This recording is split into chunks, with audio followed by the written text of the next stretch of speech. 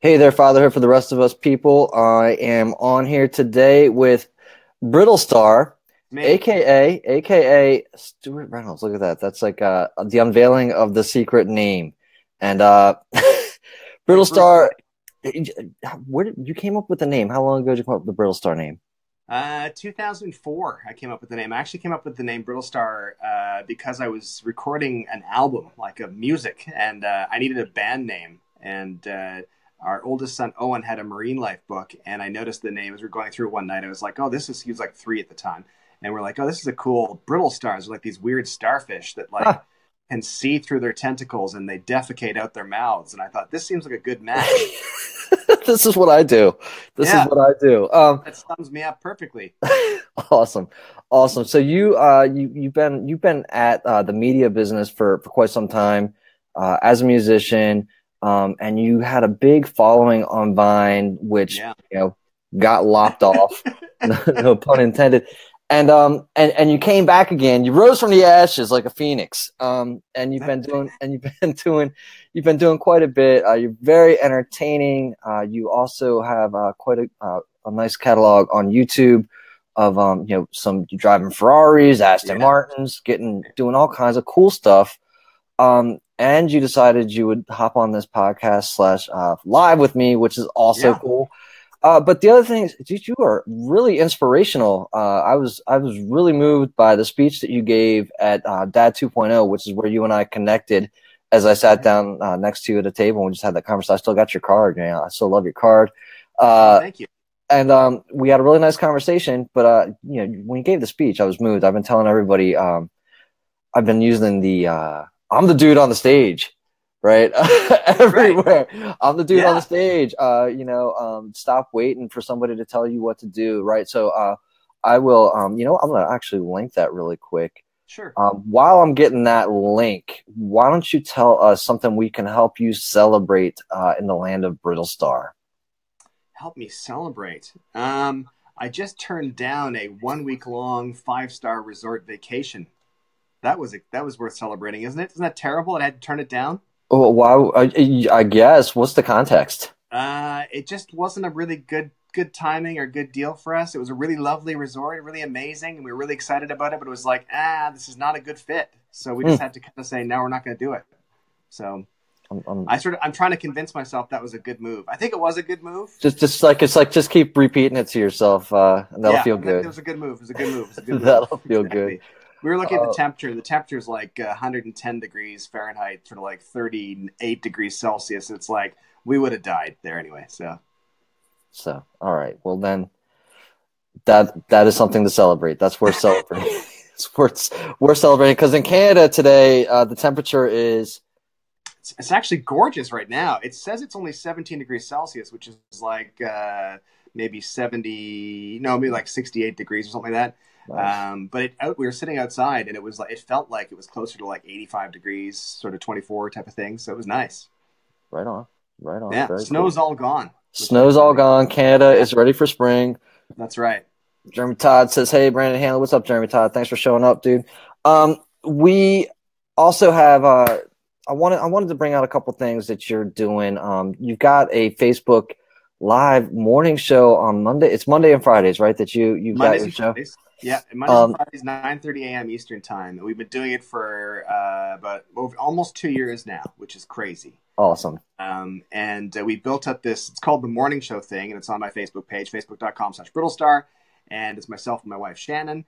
And I sort of coerced her into doing it initially. And now we built up this lovely community of people who they're from all over the world, but they go visit each other, and it's bizarre and it's weird, and they have conversations amongst themselves. And it's really, really nice and really lovely. And it's been really fun. So I mean, it's been very rewarding for sure.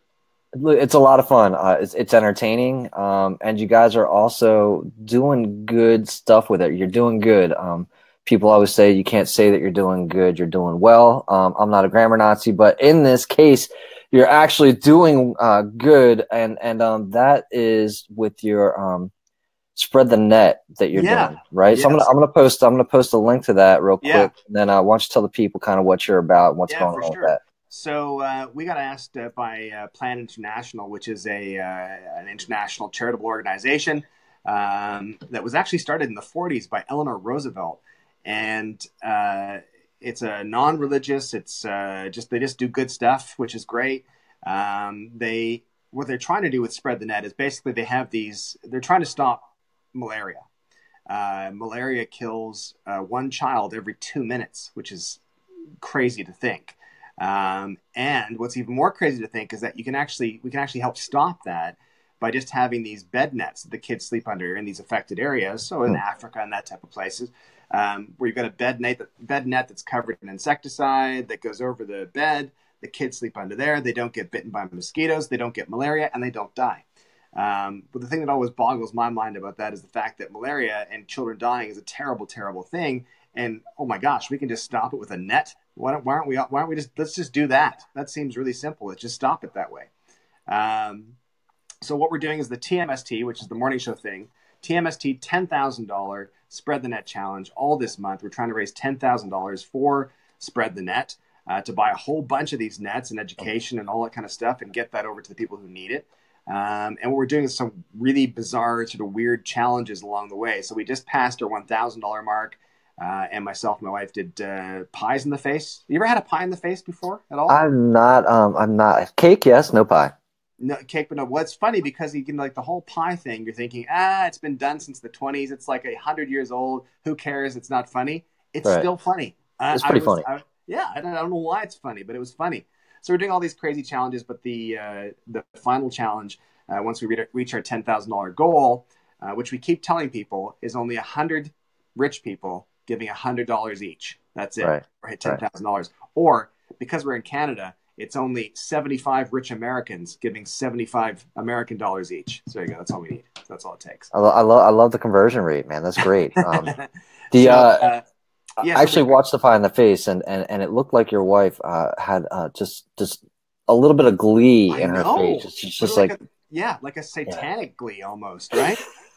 Like she was really enjoying it. What satanic? I don't know, passionate.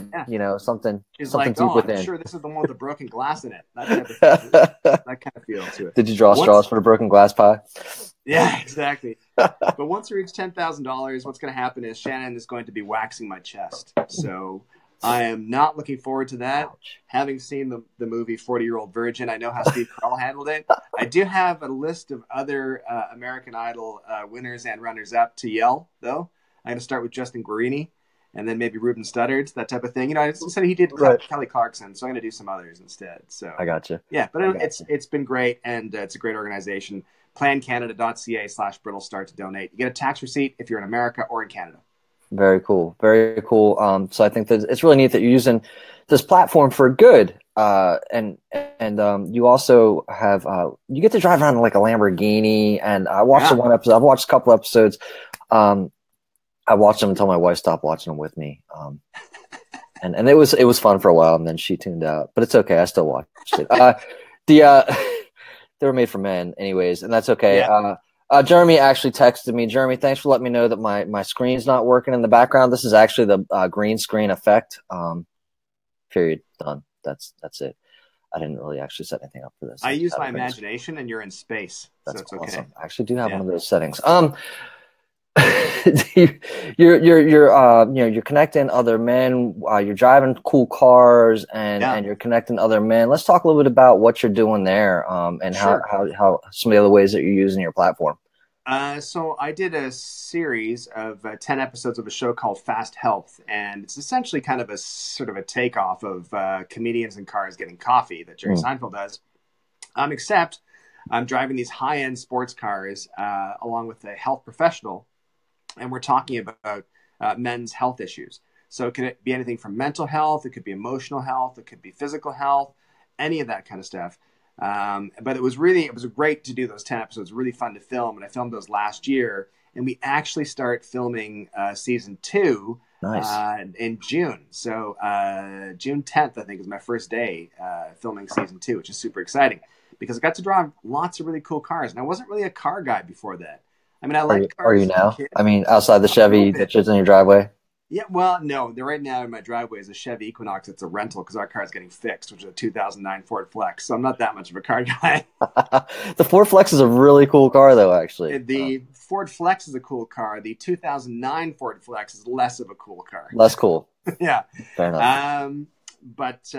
Yeah, and I came kind of into cars after doing the series. It was great. So I can say things like, well, the Lamborghini Guarini compared to the Gallardo and the Guarini. There's no Guarini. The Gallardo compared to the Huracan. They're not really as good as the Ferrari 450. And the Ferrari 450 was my favorite car by far. It was phenomenal.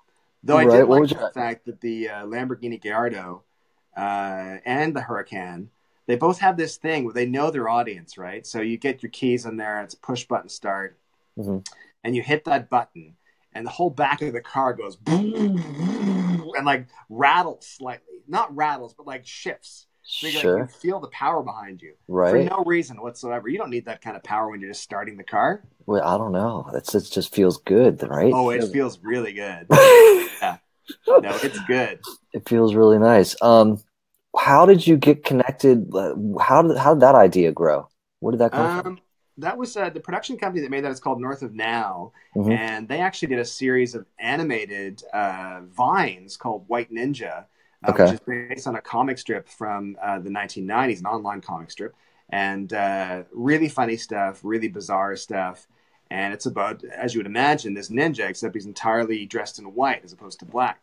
And he is just an idiot, and he's just really funny. And they actually had myself and my son each direct 5 episodes of these little short cartoons. Okay. So they'd give us a script, and then we would like work the script and say, well, here in 6.5 seconds, you're going to have to hit this at this time and do this for the resolve or whatever.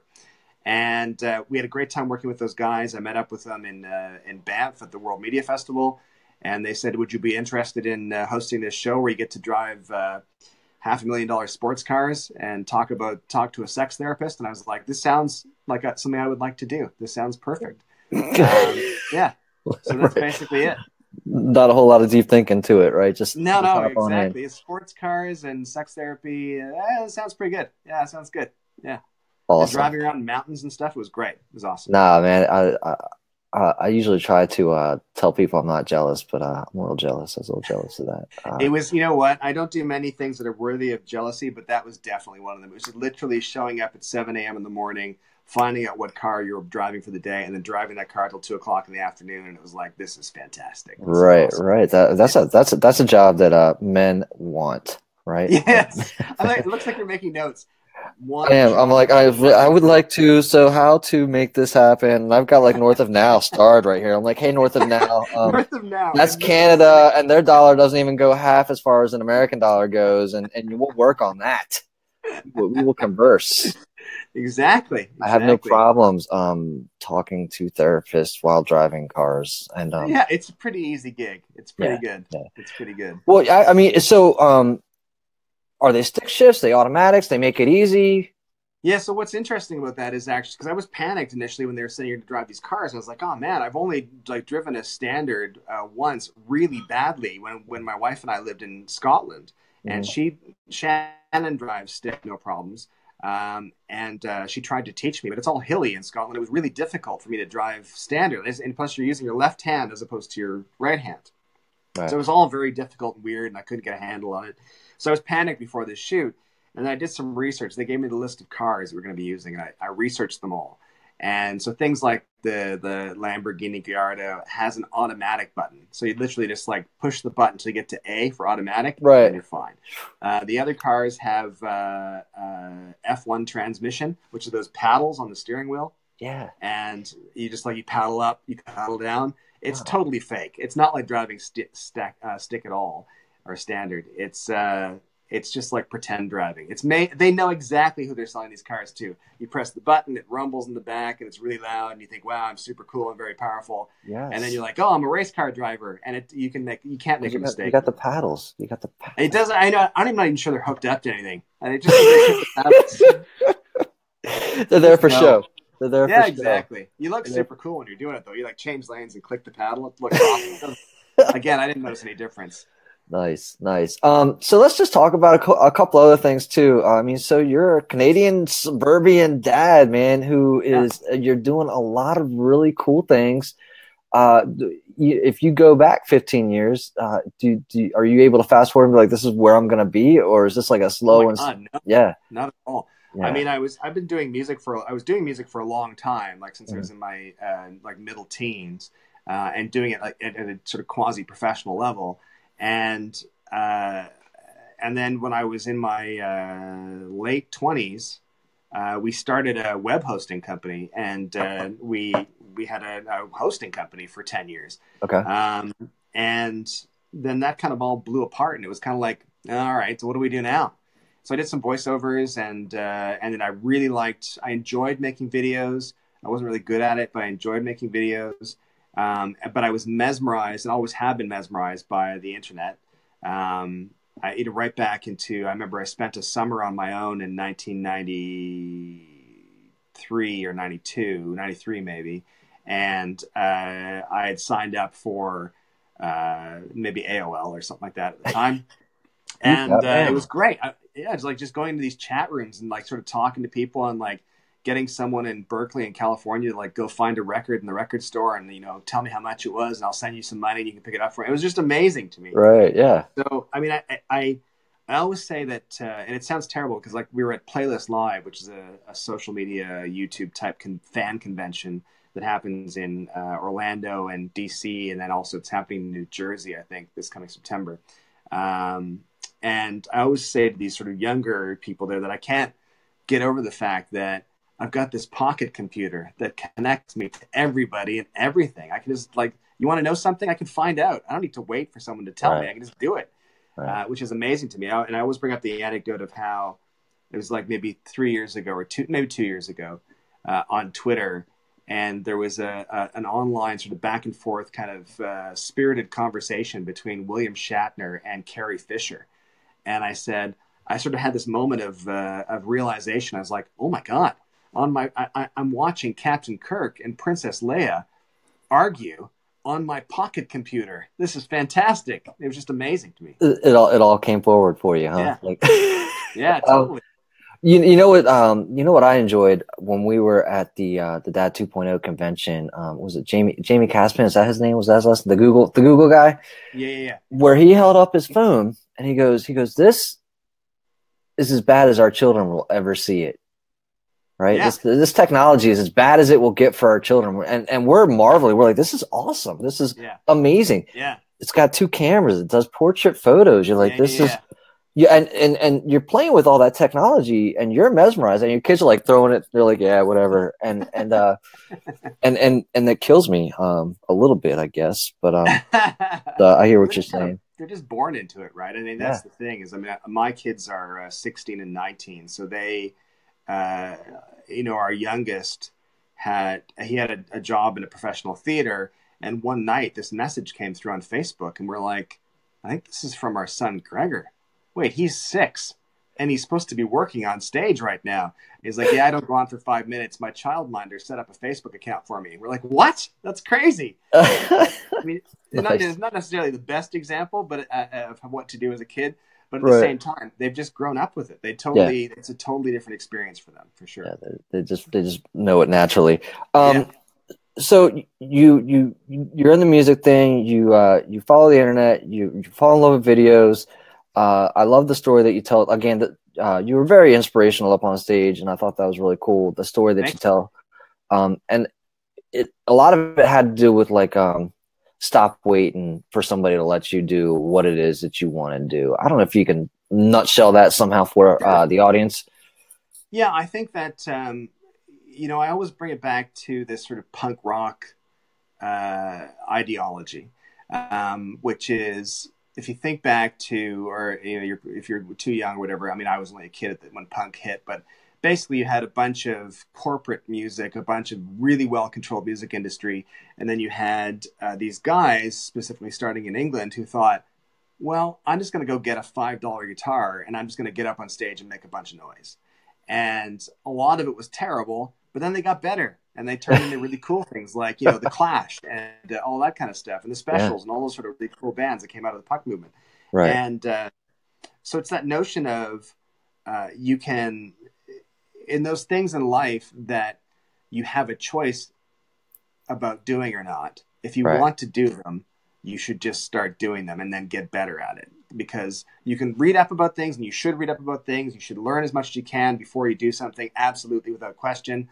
However, that's only one part of it. You have to do Right. all that preparation, and then you have to execute it. You actually go in and actually do it. And that's when you find out how to become better at what you're doing. Because there's so many other things in life, and as a dad, a parent in general, you don't have to be a dad. As a parent in general, you're well aware of the fact that there's lots of things that you don't get a choice to do. You're just like, you know what, you're doing this. Just lots of stupid stuff that comes up in your day to day, and you're like, I don't. Like we had our one gutter, our eaves trough was backed up, and we're like, what's the problem? I'm like, okay, I guess it's me. I guess I'm the guy that's getting up to figure this out. I've never done this before. And so you just have to do Right. it. So you don't always get the luxury of choosing whether or not to start something. And if there are things you want to do and you have the luxury of choosing whether to start it, you should start it. You should do it. Don't wait. Right. Well, I mean that I love the line where you're playing the new wave music, you're up on stage, and you get done playing, and the metalhead comes up to you in his Iron Maiden shirt and says, "Hey, I play bass too," and he looks up at you and he's like, "Man, you suck." And I love the line. Like I told you, I've been repeating it a lot ever since we saw it. It's like, and you look down at him, you're like, that may be so, but I'm the one up on here. I'm up on stage. I'm the one up Yeah. on stage, and that's Yeah. It's totally true. I mean, it's one of those things that kind of dawned on me when I was 15 and that happened. And that notion that there are people who are doing things that you want to do who are really good and probably way better than you. But there's also a bunch of people who are doing things on stage or whatever, just in general, who are doing things who maybe you're probably as good as, or if not better than. sure. And the only difference is the fact that they're doing them and you're not doing them. Right. I have, there's a couple of younger friends that we have, and one of them is a really good writer. Mm-hmm. And it's so frustrating to me because they just won't pull the trigger. They just won't to do it. They won't actually put stuff out. It's like you have to actually do something to find out how to get better at it. You can't just say, I want to be a writer. I'm going to be a writer. And I'm going to keep practicing and doing stuff that nobody sees. You got to put it out there and find out what sucks and then make it better. Yeah. Yeah. Yeah. I've actually this week I'll be doing one of my first webinars live, Cool. serious, and I'm not planning on it being amazing. Am I planning on it being valuable? Absolutely. But is it going to be Tony Robbins? No, man. And so, right, sure. So I mean, but it'll be the beginning. It'll be stepping up on stage and pulling the trigger, and it's going to be just a matter of going out there and going for something, right? Yeah. You got to do it. If you believe in yourself enough just to step on stage, you can also watch your step as you get down. Absolutely. Exactly. So the other thing you were talking about on your show, so thanks for that. I really, again, I can't figure out how to link on this because I just pulled it up today, but I want to link to that to the speech again when we're done, guys. So stay on the lookout for the interview or the presentation that he did in New Orleans earlier this year. Really good, really inspirational, and I'm glad I got the opportunity to catch that. The other thing you were talking about on your morning show this morning, and it actually brought memories back to me, was the little old, what do you have, like a Mac 2, you said? Classic 2. Yeah, Mac Classic 2. Yeah. So it's I'm not as interested in that as much as the math game that's on there. Oh, that yeah. You talked about. Yeah. Is it like the little munching numbers math game? It had something to do with a rabbit. I can't remember. I mean, it's like literally been over 10 years since we turned it on. It had something to do with a rabbit, but it wasn't like munching numbers, though. Because I remember playing a math game on one of those things. It just brought back like memories. They all came flooding back. I was like, oh. Sorry. All right. Well, let that go. You and your wife doing the show, what let you guys, I mean, what led into that? And how can I tell my wife that we should start a show? Well, you know what? I think that, I mean, in its most blunt form, it was, I thought that, live streaming was becoming really popular. And in its most blunt form, as I said, it was an easy way to create content for your channel. So it's like people are expecting stuff once they start following you or subscribing or whatever. So it's like, well, we can do this, and it'll give them something. Right. And I think the biggest misconception you have for doing like a live stream is that you feel like you're going to be performing the whole time. And I mean, you kind of are. You're kind of on and doing your thing. However, what was big for myself and Shannon was the idea that we would like over format and over schedule the shows initially. And then we found out, no, that's not the way to do it. The way to do it is to like have a couple of loose topics, keep it moving, keep it active and lively, have a really loose rundown. I'm actually sitting in the morning show thing set here, but like just have a little sheet like that has, you know, all the stuff you want to talk about, and then just go through and just let the conversation happen. It's like you're kind of forcing yourself to walk into a group of people and go, hey, here's what I think. What do you think? And then guaranteed those people are going to be excited to talk back to you and tell you you're an idiot or you're right or here's another idea. I mean, the thing that's been most amazing for us is how much the audience propels the show. Nice. And that's great. I love that, which is really exciting. So yeah, I mean, I mean, if you have to be comfortable in front of the camera, but at the same time, it's just fun and the connections you make. And when you start hearing back from people that they're relying on you to sort of get them through their day, it's like, okay, all right, that's a good reason for us to do it, which is good. That's what you're showing up for. Very cool. Yeah. So again, guys, we met at Dad 2.0, which is this kind of like a dad blogger marketer event. I don't even know what it was. I just signed up and I was like, let's go. Because I do this Fatherhood for the Rest of Us podcast. I was like, well, I guess I should go hang out with other people doing similar things and see what's happening out there. Yeah. And that is where we met. So you've got your children doing YouTube videos too, and I think that's pretty cool. Do you think they're inspired by you, or do you think they would have been doing it already on their own? I don't know. I mean, I think that because I was doing music and stuff from the time they were born, and really kind of when they were sort of in their 2 and 5, I was actually I just released like a collection of stuff for like from the 10-year period of releasing music, my best of, and one of the tracks at the end, I vividly remember recording it, and there's like hand claps and stuff, and then there's my 2 kids like laughing, and I think, oh my god, they're so young, like they sound like they're about like maybe 4 and 7 maybe. And it's really great for that. So I mean, they kind of saw that environment when they were growing up. My youngest is really talented in comedy, good timing, he knows what's funny. There's so many times when he'll pitch an idea and I'll be like, oh, that's the stupidest idea ever. And then he'll release it and it'll get millions of views. And it's like, oh man, okay, you know what I'm talking about. You're a genius. Yeah, exactly. And my oldest son, so my youngest son's Gregor, my oldest son, Owen, is the musician, and he's an incredibly talented musician. And he at Playlist last weekend played the main stage with Allison Stoner, who's from Camp Rock, the Disney movies. Cool. And had a great time playing that, and actually ended up with a sponsorship deal with Fender Guitars that weekend as well. So it was a huge weekend for both of them last weekend. It was really exciting. So he's very, very talented. So, I mean, I think that maybe they would have done this stuff. I've been certainly very encouraging. I sort of feel like you should, if you have the ability, if you've got the leg up to do something, you should try doing it. You don't have to keep doing it. If you hate it, stop it. Don't do it anymore. Right. If you've got an advantage, you should try to take advantage of it. Right on. How's it been to, have you had to pivot at all? Like, have you had to like kind of switch your directions, or have you just kind of gone with whatever you're feeling and just keep moving forward? Just for content in general, you mean? Yeah. Yeah, a little bit. I mean, I think that, when we started on Vine, Owen was 14, Gregor was just turning 11. So I was still very much a dad of young kids. And now it's very different. Now it's, I'm a dad of teenagers who are like 16 and 19. So, Owen is old enough to drink in Ontario here. Gregor's got his license to drive. So it's like a totally different dynamic. And I always think that's weird when I go to like Dad 2.0 or something, where you have a bunch of dads and there's a lot of focus on younger families, which is great. I think that's fantastic. But I always kind of feel like I'm waiting for everybody else to catch up to go, oh yeah, now my kid's old too. and they're not cute anymore.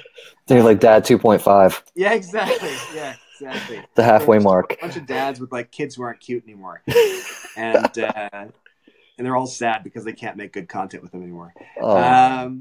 But it's so I mean, I've had to pivot a little bit that way, and I think that what we did in the past, like with the morning show thing, with some other content, is that it's been more of myself and my wife making content as opposed to me with the kids, because it gets kind of it's still funny when I do stuff with Owen and Gregor. But it seems unnatural if we're always hanging out because they're 16 and 19. We're not always hanging out all the time. No. Whereas my wife has no choice, so she has to hang out with me. She's stuck with you. Exactly. Help!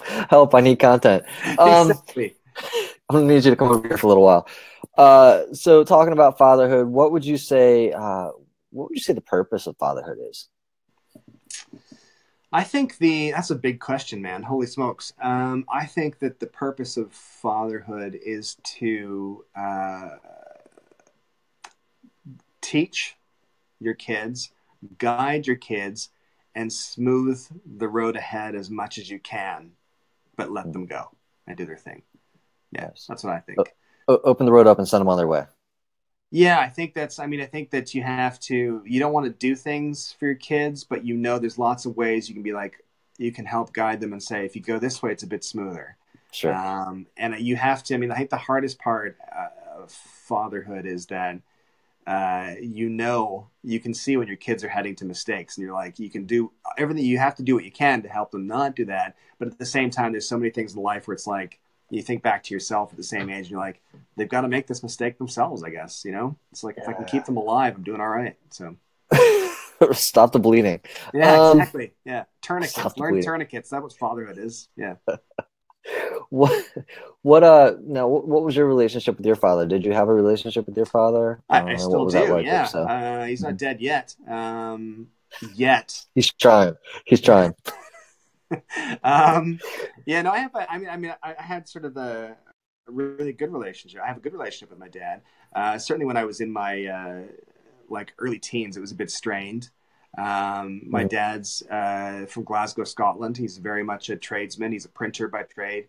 Okay. He's Glasgow, and when he was growing up, was very rough.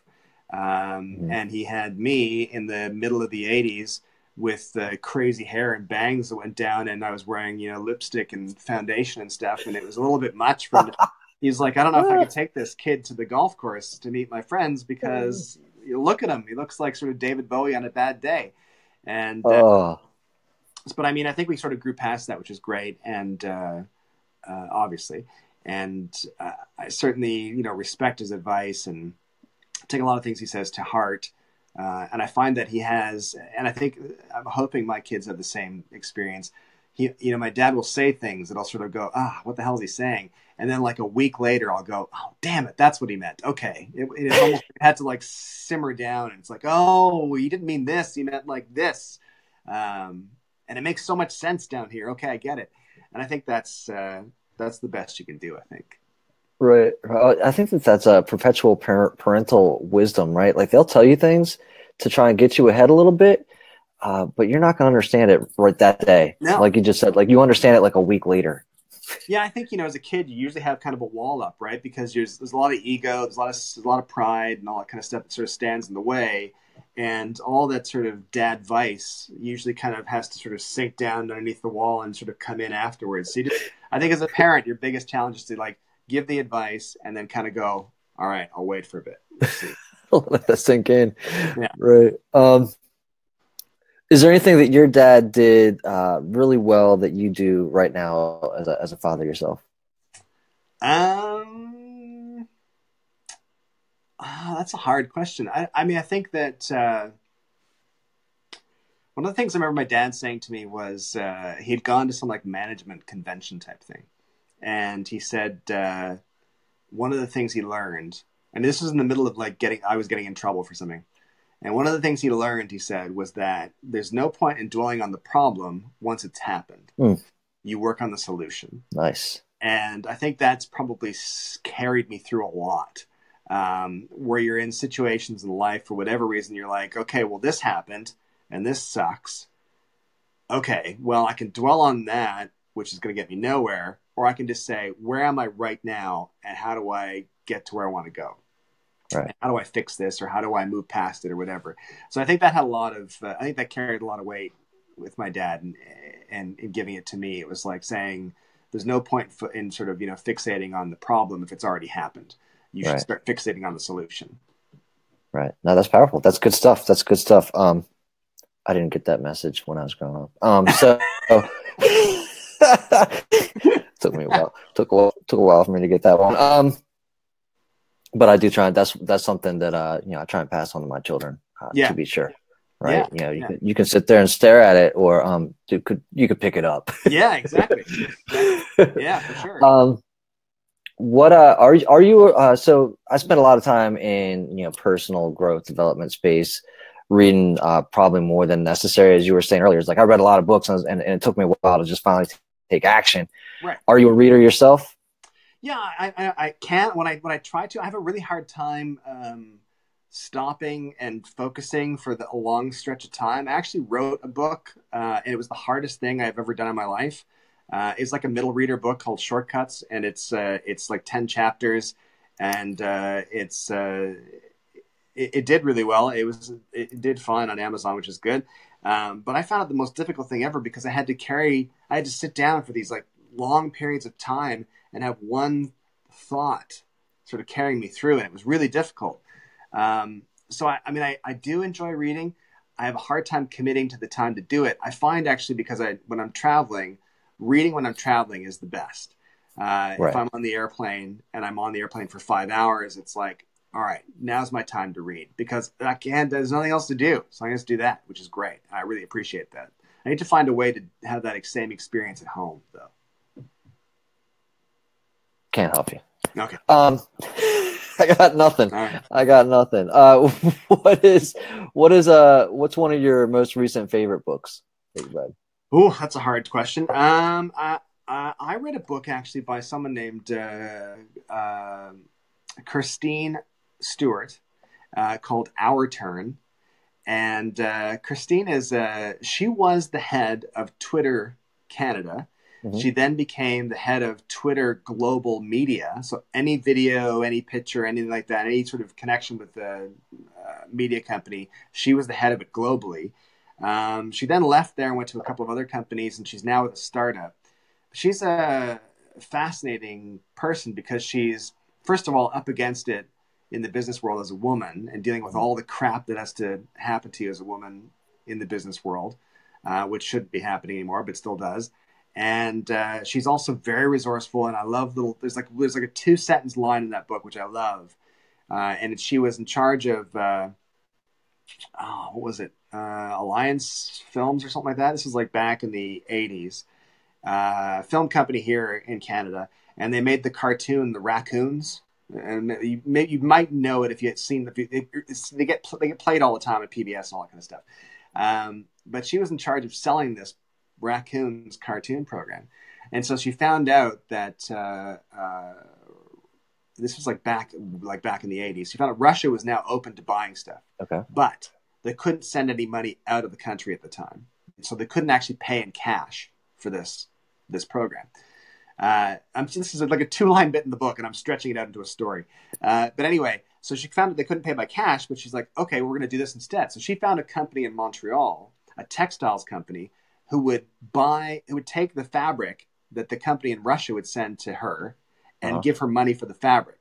So basically, she said to the company in Russia, I'll take it in textiles, what you owe me.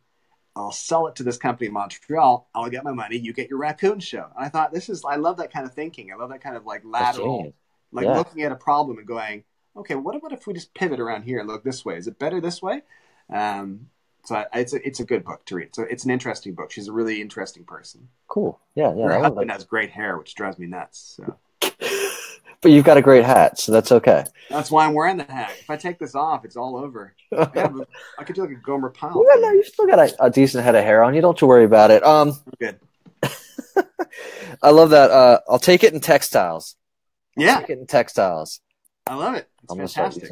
I'm gonna set up like a cryptocurrency in textiles. Yeah, exactly. what is like a parenting hack? Do you have any parenting hacks? Is there anything you found out like somewhere along the way that you wish you would have known sooner as a father? Oh man. I think, oh man, that's a tough one. That's a really tough question. I don't know. I mean, I think that you keep learning as you're going. I mean, fatherhood's a really good example of one of those things you don't get a choice in.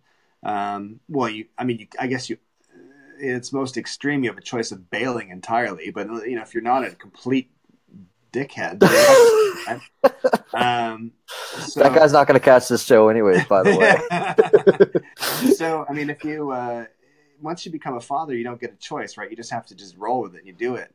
I think that cutting your kids some slack is a good thing to remember as a parent. I think that parenting hack, I would say, is a parenting hack as your kids get older is knowing when to give advice and knowing when to listen. Because sometimes they don't want advice. And I mean, anybody's like that, not just kids. I was going to say, it sounds like my wife. Meg doesn't want my advice. She just wants me to listen. That's right. Yeah. And I understand. I understand and know this. Yeah. It's very difficult though.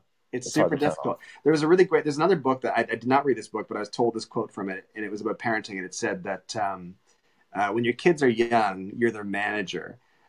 When they become teenagers, you're a consultant at best. Gotcha. And it's very, very true. Like you hope that they come to you and ask for advice. And then you have to, I think it was actually Jim Higley at the Dad 2.0 I spoke to about this as well and said the same conversation. And he says to his son, who's the same age as mine, 19, he's like, as soon as he comes to him with anything, he's like, wait, am I giving advice on this or am I just listening? And his son now knows, I just want you to listen. He goes, all right, let's hear it. Because sometimes you just want to, as you're talking to anybody, it doesn't matter if it's your parents or if it's your kids talking or whatever. Sometimes you just want someone to be like, yeah, I hear you. I hear you what you're saying, And that's like, honestly, that's a really good line. And you wouldn't say it to be facetious. You would say it because it's really hard to turn off like that writing reflex or like the problem solving thing. It doesn't come naturally for me anyways. I think as a parent, you feel obligated to help your kids solve their problems. Mm-hmm. And then a lot of the time you're doing that.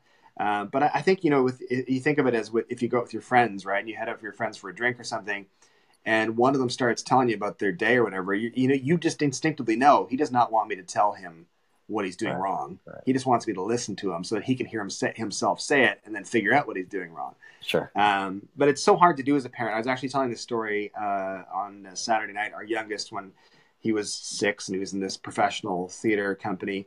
And as Shannon and I were petrified that if he screwed up, instinctively we felt that we'd have to go on stage and fix it. Right. And it's like, oh no, that's not how it works. They have people to do that. This isn't like a school production. This is like a major multi-million-dollar production. Right. So we don't do that. But it's really hard as a parent to sort of watch your kids do something or say something and go, okay, I'm not going to get involved. I'm just going to sit here and just let you figure it out. It's really difficult. Yeah, it's tough. It's tough because you want to jump in and help out. Yeah. You want to jump in and help out. Is there anything parent-related, any fatherhood advice that you think that we didn't hit on that you want to share? I think the big thing is knowing when to listen, knowing when to give advice as your kids get older. I think that cutting your kids some slack when they're young is good. I think that's something I've realized now in retrospect as I look back to my kids when they were younger. It's funny because kids growing up, they want to be treated as individuals and as their own person, and not just as your kids. But then when you think about it, your parents are the first people who treat you like an individual. Like I've seen it now watching parents of kids who are like 2 or 3, and they'll be like, Jessica, why are you doing that? And I'm thinking walking by, it's because Jessica's 2. She doesn't know, like just give Jessica a break. Jessica was feeling it. Yeah, exactly. So I think that's something for young parents. It's kind of like it's good you're treating them as their own person, but you just remind yourself, wait, how old are they again? Okay, all right, that's good. What is the biggest difference between being a Canadian father and an American father? About 30%. Mm-hmm. Come on now. All right. What else we got? Oh, what's one thing, like, say 10 years goes by, 10 years, what's one thing you'd like to thank your children for? Um, I think I would like to thank them for going along for this crazy ride we've been on since 2013. Doing this social media stuff and social media video and content creation and brand work and all this. We've done lots of really fun things. It's also been very, very seat of the pants. It's been very, very, we don't know what's happening next month. So there's been a lot of uncertainty that goes along with that. There's a lot of weirdness that goes along with it. There's been a lot of, finding yourself at Disney World dressed as a cat. There's been a lot of weird stuff. You were the children. Well, I was the cat, actually. I was the cat. So then that's even worse. There's been a lot of finding yourself on the monorail to Disney with your father dressed as a cat. Nice. But save that one. Yeah, that's a lot of therapy right there. Is probably what it is. Luckily, you can get it done by an animal therapist, though, so it's cheaper, which is good. Nice. But yeah, I think that I'd like to thank them for just rolling with the punches, I guess is what it is. So yeah. Yeah, can't be easy. Yeah. Can't be easy. So where am I sending people to connect with you? What's the best you can place find to me go? pretty much anywhere at Brittlestar. If you search for Brittlestar, you'll find my face, my beautiful face, probably sans hat. I won't be wearing a hat. If you go on Facebook, you can go to facebook.com/Brittlestar, and you'll find me there. And that's probably the main places. Just search for at Brittlestar, you'll find me. Okay. And then the other one is the Plan Canada. Let me see what it real quick. So yeah, plancanada.ca/Brittlestar. Okay, I'll post that up here too. And that is Awesome. for the Spread the Nets, right? That's Spread the Net Challenge, and it's our TMST $10,000 Spread the Net Challenge, trying to reach $10,000 to get nets to send over to kids who need them to help end malaria. Awesome, man. Well, I want to say thanks again. Really glad that we got the chance to connect earlier this year. And I'm really glad that we got the opportunity to get on here today and have this conversation. Likewise, man. It was great. It was lots of fun. Awesome.